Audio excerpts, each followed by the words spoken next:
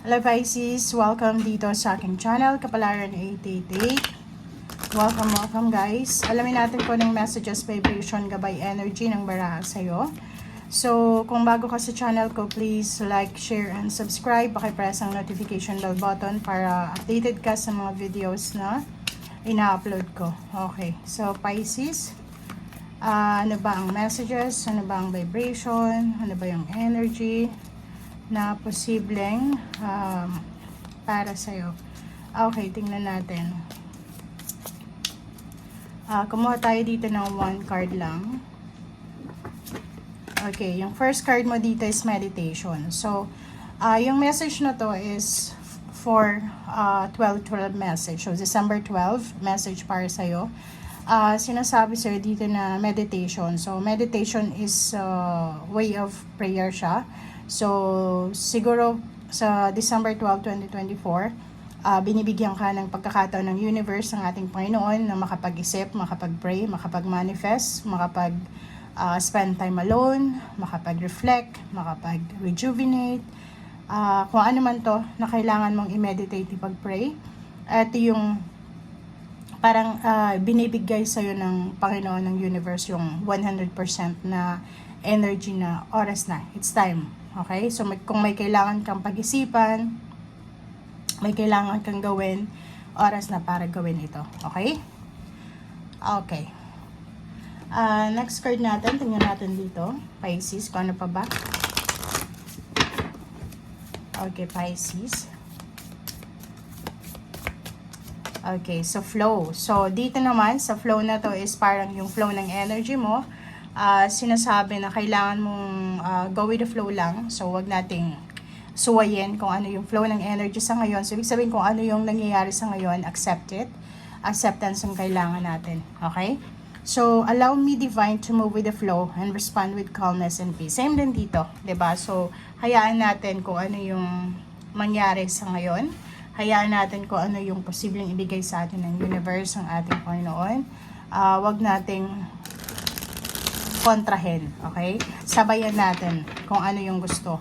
Kung ano yung tugtog sa ngayon, kung ano yung music, yun din yung sayaw natin. Okay. Pisces. Okay, first card mo dito is 3 of Wands. May hinihintay ka, it's either work, promotion, travel, moving on, residence change, career change. Nakikita mo dito yung rainbow. So, may rainbow dyan, sinasabi na nandito na, may pag-asa. So, kung halimbawa, medyo hindi ka makapag-isip or hindi ka masyadong makapag-desisyon or masyadong parang nagiging obsessive na tayo, aggressive na tayo sa paghihintay, sinasabi sir dito na konting tiis pa or posibleng kailangan mo pa ng konting pasensya kasi nakalampas ka na na-overcome mo na tong 2 of Wands. So, hawak mo na yung 1 dito. So, sinasabi, on the way na yung perfection, on the way na yung prosperity and abundance. So, as much as possible, konting tiis pa or konting pasensya pa. Okay? Okay, next card natin is 7 of Cups, choices. So, nakikita ko sa'yo dito, since mayroon kang hinihintay, kung ano man ang hinihintay mo, ikaw lang yung nakakaalam nun. So, pag yung isang tao, naghihintay siya ng matagal na, 'di ba? Yung parang magiging obsessed na lang tayo sa kung ano lang yung darating, tatanggapin natin, which is mali daw 'yon. Etong sinasabi sa'yo ng 7 of Cups na minsan, kailangan natin, since may meditation, kailangan natin pag-isipan kung eto bang choices or options na inihahain sa akin ng Panginoon is mabuti ba to sa'yo or makakabuti ba to sa akin, ganyan ganito. So, sinasabi na huwag kang magsisettle sa bagay, sitwasyon, relationship na hindi para sa'yo. Okay? So, wag mong gamitin as an excuse yung paghihintay like, ang tagal ko nang naghintay sa either relationship, tapos nagsettle ka lang sa isang tao dahil sa matagal ka nang naghihintay, which is mali daw yun.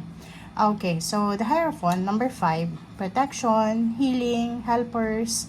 So, nakikita ko siya dito na maraming tao yung posibleng nangangailangan ng tulong mo. Which is hindi naman siya kakaiba kasi normally, ikaw yung source of protection, help, and healing. So, nakikita ko sa'yo dito na maraming tao yung nangangailangan ng inyong kalinga Okay, maraming tao yung hinahanap ka. And itong number 5 na to is sinasabi na huwag kang masyadong mag-alala sa kung ano yung maririnig mo.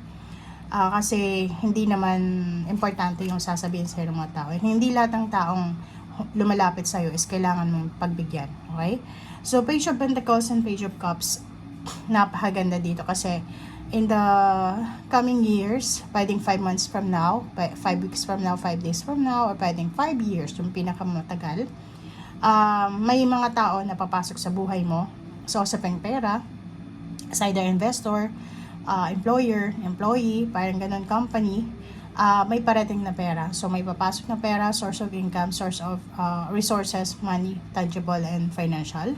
And at the same time, maraming darating na individual, tao, na posibleng susuportahan ka emotionally. Okay? Next card natin is Three of Cups. May posibleng selebrasyon na magaganap para sa buong pamilya, sa buong angkan, sa either union, sa either business opening, or pwedeng may Christmas party, or kung ano man siya. Okay? Next card is Temperance. So, yun. So, sinasabi sir dito na napaka-importante yung pasensya. Kasi pwedeng sa isang okasyon, pwedeng maka-encounter ka ng mga toxic na tao na kailangan mo dun ng pasensya. Kasi pwedeng i-trigger yung emotion mo, pwedeng i-trigger yung isip at puso mo. Yung parang pikunin ka. So, dito kailangan mo ng pasensya. Okay, 4 of Wands. At the same time sa family members, kailangan mo magkaroon ng pasensya. Kasi nakikita ko sir dito, may mga kaapelido, kadugo ka na sobrang toxic, sobrang masama ang mga ugali, ganyan ganito. For of Wands, nakikita ko yung wedding anniversaries or pwedeng imbitado ka sa isang kasal or ikaw yung ikakasal. Merong nagpapatayo ng bahay, merong nagpaplano para magpatayo ng bahay, may nagpaplanong mag-ipon ng pera para sa pagbili ng lupa, sasakyan, or pwedeng relocation. Nakikita din natin dito na masaya, happiness, contentment ng buong family yung nakikita ko. Okay, and 4 of Cups. Nakikita ko sure dito may naghihintay sa'yo ng message. Pwedeng may kapamilya ka or kakilala na nag-message sa'yo. It's either nangangailangan ng tulong or nangungumusta. And then, siguro hindi ka nagre-reply. So, sinasabi niyan sa'yo dito na kailangan mo mag-reply siguro or be attentive sa mga messages na natatanggap mo. Okay? Okay. Okay, so next 4 cards natin is Two of Cups, Ace of Swords. So, kung single ka Pisces, nakikita ko na may upcoming relationship, magbo-blossom na relationship, or pwedeng friendship siya, collaboration. So, maraming darating sa'yo para mag-offer ng love or relationship. Meron ding, kung halimbawa na sa long distance relationship ka, pwedeng makatanggap ka ng message from someone, from your loved ones, or from your spouse. So, nakikita ko sir dito na dahil sa message na matatanggap mo, isang buong pamilya, isang couple, mag-boyfriend, girlfriend, ang mag-asawa, ang posibleng sobrang saya. Okay? So, nakikita ko sir dito na ang message sa'yo ng 12-12 is mag-focus ka sa emotional mo. Okay? Focus ka sa puso mo, sa minamahal mo, asawa, kung may asawa mo, boyfriend, girlfriend, or magulang, kapatid, emotional, yun yung focus mo kasi parang sinasabi sir dito na ito yung panahon para bigyan mo sila ng maraming oras. Wag na nang magdalawang isip pa, yun yung ibigay mo. And the Empress, nakikita ko sir dito na parang isang milagro ang darating sa'yo. It's a miracle. It's either pregnancy, newborn baby, pwedeng new members ng family, good health, healing, diba? Parang nakikita ko yung healing dito eh.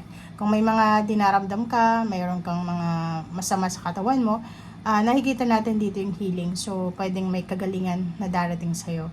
And itong The Empress na to is nagsasabi sa'yo na maraming magsisimula. It's either a new relationship, mga new ideas, mga pwedeng business ideas, travel ideas, mga countries, parang ganon. So, nakikita ko sa'yo dito na ito yung pinaka-focus mo ngayong bago matapos yung taong 2024. Ang focus mo is makapagsimula.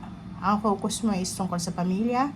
Ang focus mo is yourself, yung sarili mo na maibigay yung pinaka-best of the best na effort sa buhay mo. So, nakikita natin yung pagpapapayat, pagpapataba, pagpapaganda, pag-iiba ng aura, parang ganun. So, nakikita ko yung sobrang positive aura dito.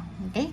So, thank you guys for watching. Ito ay para sa lahat ng Pisces. I hope you will resonate. Thank you, Pisces, and see you again. Bye!